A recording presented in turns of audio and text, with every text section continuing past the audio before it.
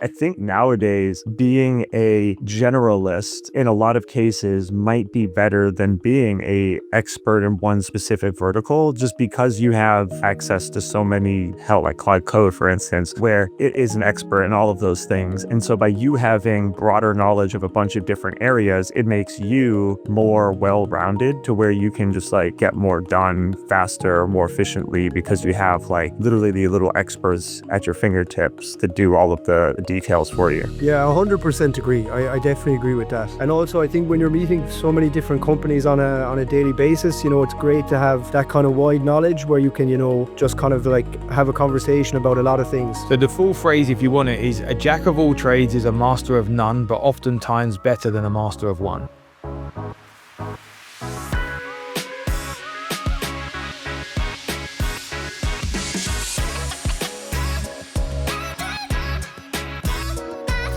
Hey, well, welcome to the podcast. Welcome back, everyone. We got Keith, who's going to give us a little intro to himself. He's a new employee at Succession.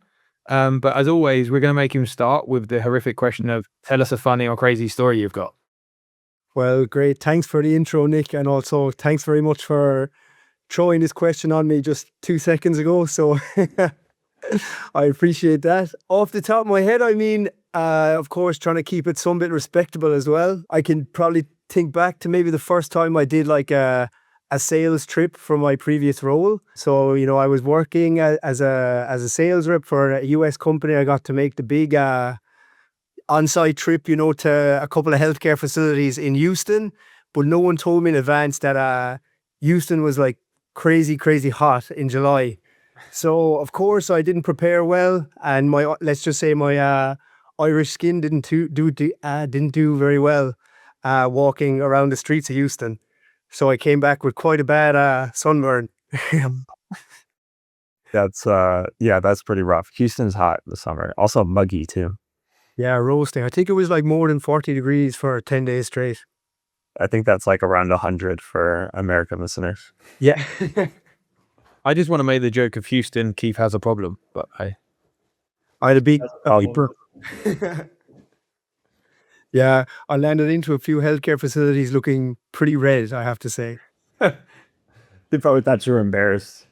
Yeah, they just thought I was embarrassed, like constantly embarrassed. That's it. Well, I know we wanted to pull this one together and get you on here. It's been about a month now, so kind of talk through, your learnings. But maybe before we get through all of that, we'd love to maybe have you share some of your background with the audience and kind of how you came about finding Succession. Perfect. Yeah, well, I think now it's like, yeah, it'll be the end of the 4th week today. So, it could be the end of the 4th year, judging by how quick it's gotten so far. But yeah, so far it's been super good. But I suppose to track back a bit, I think like the rest of the Succession team, I think, I've started off, by studying a science degree, then worked in industry for a while and kind of, a bit slowly drifted towards like a more commercial role that is kind of a bit more aligned with my personality. As regard to my degree, I studied biochemistry at a university in Ireland, University of Limerick. And then after I worked kind of in several different industries. I worked in the food industry for a while in a R&D role. I worked in pharmaceutical excipients, and then probably my longest stint was with Regeneron in a production role as well, upstream production for biopharmaceuticals. So kind of a jack of all trades, a master of none. But I think now it's really good to have that wide knowledge, especially trying to help different companies in the role with Succession. Yeah. Jack of all trades is a good thing. That phrase is always used wrong, apparently. There's a second part to it, and it is a jack of all trades is better than a master of none. Jamie, pull that up. We got to get... I mean, to be fair, like I think nowadays being a generalist in a lot of cases might be better than being a expert in one specific vertical, just because you have access to so many like Cloud Code, for instance, where like it is an expert in all of those things. And so by you having broader knowledge of a bunch of different areas, it makes you more well-rounded to where you can just like get more done faster, more efficiently because you have like literally the little experts at your fingertips to do all of the the details for you.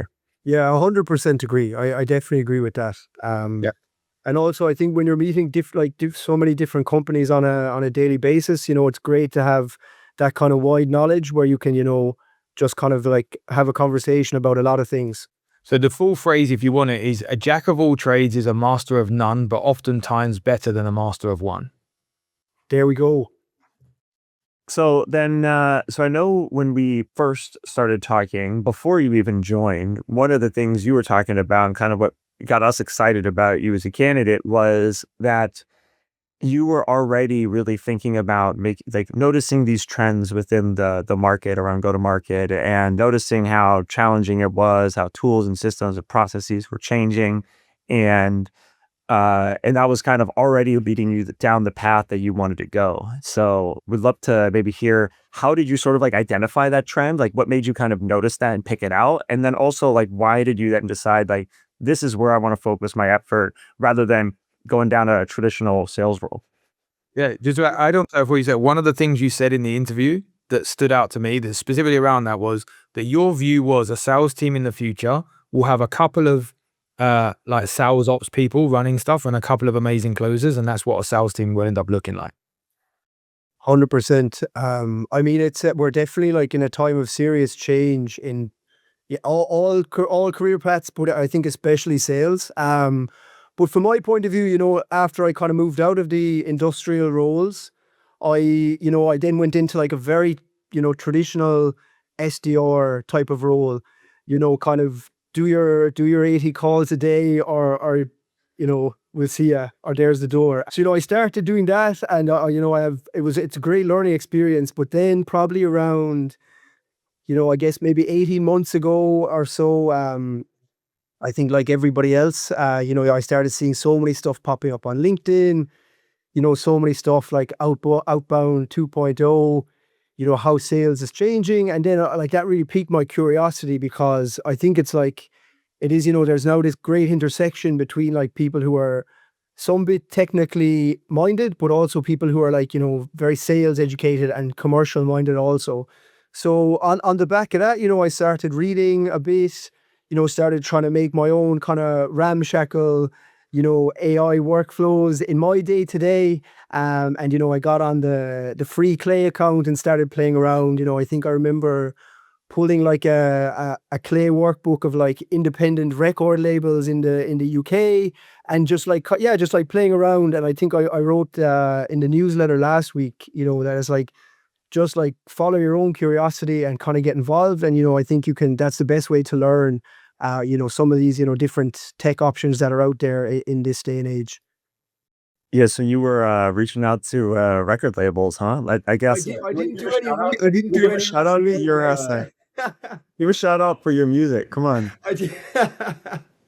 I did. So we're shameless self promotion, but I actually didn't mean to do that.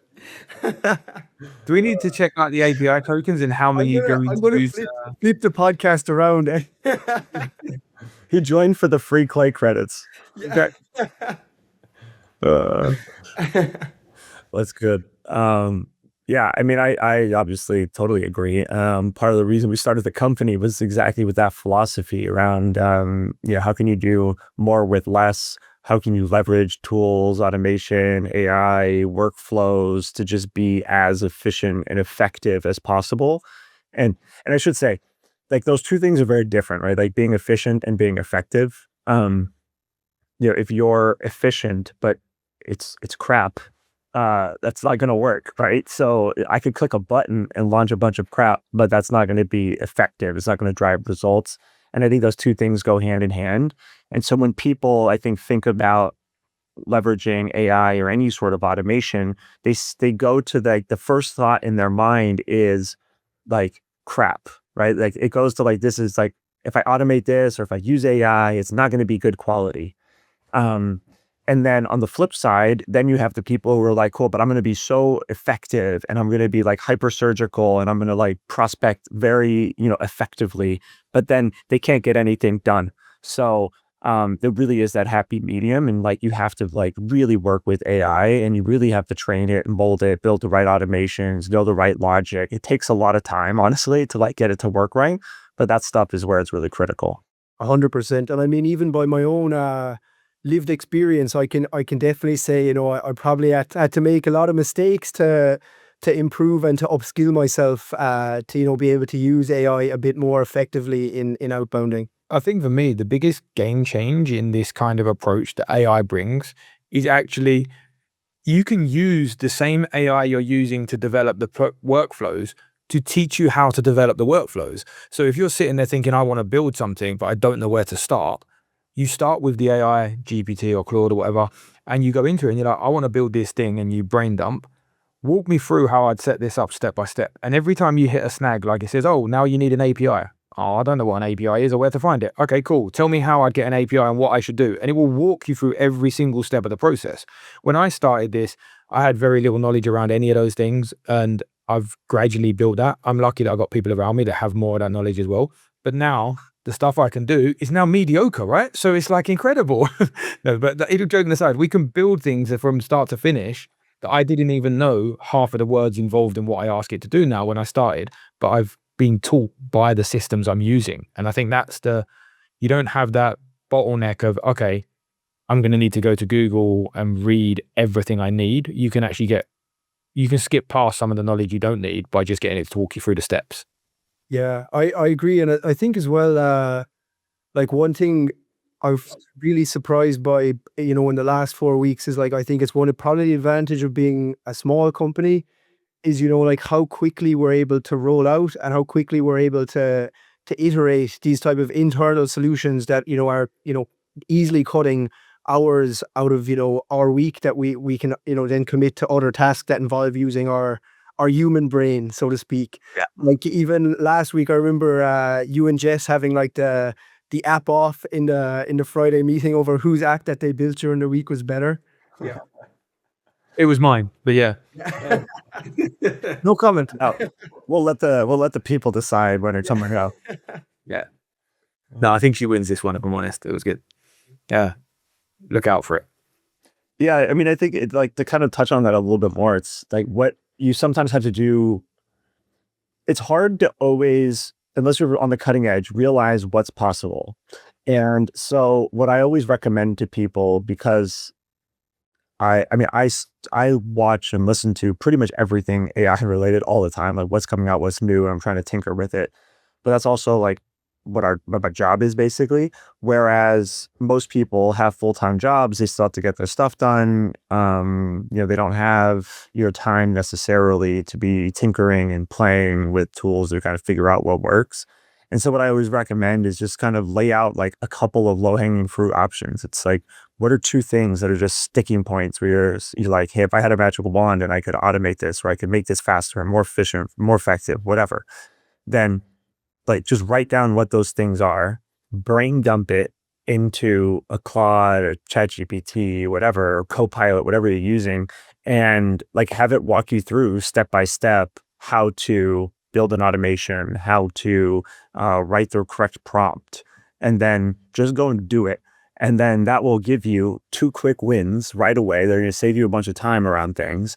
And then from there, you'll have a better idea how to work with these systems to then where you can start to expand those use cases as you understand how they work, how they function, et cetera. I also think one of the easiest ways to start is assume you can make some assumptions. Like I often will start with the easiest prompt I can write. Like do this thing for me, and then see what the output's like. And maybe it was good enough for what I wanted. Maybe it needs a lot more input. And sometimes you can just start, but rather than worrying about every single detail of what you need to do the thing, just start. And in that, so I treat it like a conversational colleague, and you'll get to the end point you need eventually. Yeah, I mean, even one super quick prompt framework that I use a lot just because it's so simple is like it's like the R.A.C.E one. So it's like role, action, context, and execution. And it's super quick, and I think it just helps you like structure how you're working with AI so much better. You walk me through that. So what, it was role. So yeah, it's role. So you say, for example, like you are expert marketer with 10 years experience, something like that. You put the AI, I think we've all seen the stuff like, you have 20,000 years of experience in writing.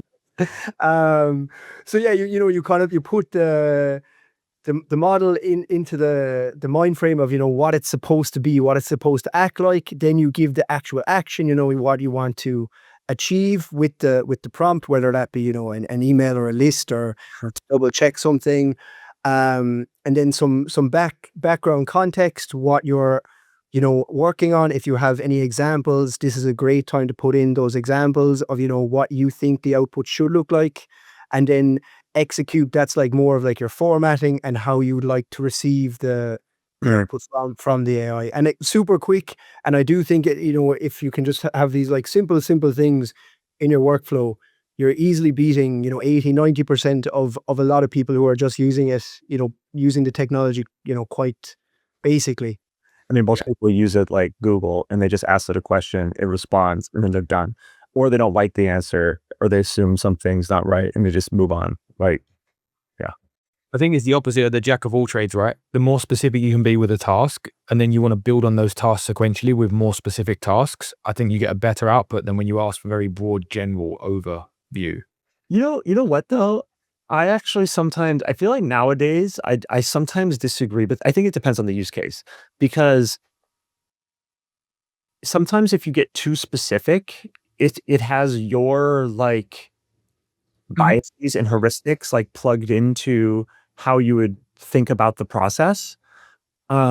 And I find myself doing this too, where I'm trying to like put together a workflow or something, or build something with Cloud Code. Is like I have a heuristic in my head of how I think it should work, and sometimes I find myself being too prescriptive, and then maybe that's not the best output. Where sometimes if you are less prescriptive, you might get like a result and it's like, wow, I didn't even like think of that. Like I was working on this database thing the other day, and I was like, instead of saying like, hey, here are the things I want on the dashboard, I was like, go build the dashboard. Like you have access to all of the data in the database. Go and figure out what are the most important things. And it created this like sentiment analysis that like looked at companies and all of the news related to them over the last couple of months, and then like scored them on sentiment. And I'm like, I never would have thought of that. Like kind of cool. And it made like this like keyword cloud of like trending topics of going up and down. I'm like, that's kind of cool too. So like some things that you just wouldn't think about if you're trying to get too prescriptive, it can be cool. It can be a good way to like let it go wild. But when it comes to messaging, don't do that. No, I think that the thing is there, you're already within a niche. You already know it's coding, you know it's doing a task. You didn't say, build me a platform. Like there's already a lot of specifics assumed within that. And I think that's why it works. So That's fair. become broad within a frame of specifics. Quick random platform. Build me a platform, make no mistakes. But quick random question, Harrison. I think I know what your answer will be, but I'm not sure for you, Nick. Favorite AI tool that we use, or that that you use on a daily basis? Well, if you had asked me like 2 weeks ago, I would have said Clay, probably. However, now it is strictly like Cloud Code, specifically the custom plugin that we've built that we can use internally. And it does everything. It is absolutely magic. And like the speed at which you could build this stuff, like building custom skills within Claude, which is basically like the business logic. So then it just like follows your business logic. It understands all of the context. You can just literally connect it to every other tool with APIs. It is insane. I can't even like fathom what this would have been like 3 years ago to try and figure out. It just wasn't possible. Like the things we're able to do now wouldn't even be possible before. It's like, this wasn't possible 6 months ago because we spoke about he said perfect. Like, yeah, that's true. I think, yeah, I agree. The thing that I think is the most interesting to me though, is that it's enabling us to do stuff that we wouldn't even have been able to do before, right? Like it's just, these are tasks that just wouldn't have gotten done, or it's analysis that wouldn't have been run. And now it's just automated, and now like all of this is just flowing into us on like a proactive basis rather than being reactive. And I think there's just so much cool stuff that you could do with this here. And honestly, I think more companies need to just enable their team to do this, and you know, stop stop worrying about what tools they use. So I would say if I asked you 2 weeks ago, you should have said clay, because I'm definitely still in my honeymoon period with clay for sure. Yeah. Like, because I was trying to use it, as I said, all along, but now like to be using it properly, like I'm still like, really enjoying that, and, trying to get, as creative as possible by using it. Yeah. So my answer is slightly different to Harrison's, only for the reason that I'm thinking about the listener. Um, so what Harrison just said is cool, but he's like the culmination of all of us thinking about this for 2 years and what we could do and the technology catching up with our ideas. So it's kind of like a big leap. One of the new things I've started using in Claude and using it for that I think can be game changer for anyone is something called an artifact. So if you have an idea in Claude, you go off and say, build me an artifact and talk about that idea. So maybe it's a business plan, maybe it's an idea for an app that's going to do something in Could be a Replit. territory plan. Could be a territory plan. Could be account Or research. Could be account research. All that. Yeah. an ROI calculator specific for your business needs, anything like that. But you do it and ask it to do an artifact, and then it will generate you that artifact, that thing you can use. It's like a little web page, basically. And you now have that asset that you needed, and you have it in 20 minutes of a conversation with Claude. And even if it isn't 100% perfect, what's great about it is you can use it, go, this is amazing, show it to your team, your line manager or your IT person and say, I did this for me. Can you build this with code or vibe coding for us? And I think that it is a really quick way to either build something that's useful for you, or alternatively build a prototype that somebody can make and render more relevant for you. That's what I think is a really It's good. cool. It's like the other kind of use case there for those people that are using like HubSpot, and your team will let you connect your HubSpot MCP, or let you connect Claude to your HubSpot via MCP, because there's a plugin for it if you didn't know. So you should ask your team about that. Is you could then ask HubSpot some sort of questions about your CRM, about your data, about pipeline report, next steps that you recommend, whatever it is, and then just tell Claude to make an artifact of it. And it'll just make a sort of interactive like pipeline review or interactive account coverage map, whatever you're looking for. And yeah, it's pretty powerful from that perspective, to your point. And I think it's a really easy thing to do. You literally download Claude, start using it, ask it to build an artifact, tell it, and you'll see the output straight away. Whereas the other thing, what Harrison's saying, is my favorite tool, but takes quite a bit of implementation to get to that point. I'm surprised it's not Replit. Well, that was my phase 2 of Replit's great for visualizing something that's amazing like that. Yeah. But Replit, you built it in Replit, right? So you built that. Yeah, I used the artifact to give me the prototype of something, and then I went and built it in Replit as a full app. Coming soon, Event Navigator. Sky is the limit. Yeah. Yeah, we've gone down a couple rabbit holes. We never even got to so Keith, the first month. Extreme tangent, but I was just flowed it. How's yeah, like I guess I'd be kind of curious to hear your thoughts around before you came in, what you were expecting, and now that you're here, how does it feel?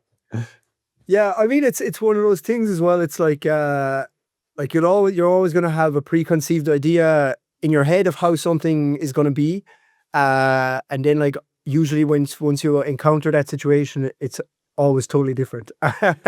And that definitely holds true for probably the last couple of weeks for me. But yeah, so I mean, I think probably the main thing that I realized is just like how complex some of the campaigns are, that we're building, especially in Clay. They have so many layers, and then like, to see like some of the signal triggered campaigns and stuff like that. And then like also just to see, I think the amount, like, the amount of different tech that we're using that is also feeding into Clay, because we've 4 or 5, softwares just for list building, so I think like that's one thing that surprised me that I didn't really think about before I started. All along in my career in sales, I was either using just Apollo or just ZoomInfo or something like that. And then like to see it all come together and to see even something like a waterfall enrichment. For me, that's still super impressive. That's just at the click of a button, and you can have a number of data providers just feeding in. Well, it's actually about 10 different tools, but you haven't got to month to unlock yet. Yeah. I got to level up. Yeah, they're gated. I have to collect more XP points. You got to accept your GitHub invite. Yeah. I did. I just created the account. There we go. Great. That's good. I think you're probably a good person to ask here because you are sort of the newest into this, coming from your previous world of doing this. You're sort of, I'd call it like the old school way or the classic way, right? Which is, if you had to give a couple people out there advice that are maybe they're not even using Apollo, or and maybe they are, but like, what kind of things would you tell them as like a starting point? It's like V1, go kind of think about these things. Perfect. Well, I mean, another bit of a shameless self-promotion. I think the newsletter article that we wrote last week, I think that's a good starting point because it breaks down, list building, a sequencer, clay, and everything, and just have a little read about all the different parts and pick a couple of things and just play around with them. Use the free accounts. I mean, use what's out there. Don't break the bank, and let your own curiosity be the driving force. Watch. There's a lot of brilliant people creating on YouTube as well, and you can go down some rabbit holes. So I would, just start, like, instead of just reading stuff on LinkedIn and being like, oh, that's cool, like, just go and actually check it out. And you know what, like, you start, and like, kind of like what Nick said as well, use AI to guide you as well. If you don't understand something, just ask it. If you don't understand the response, ask it again. Be like, explain it in more simple language. I think one thing that's really important, what you just said, is rather than just reading stuff that you see on LinkedIn, or just like even just reading the newsletter that you put out, it's the time from reading to action.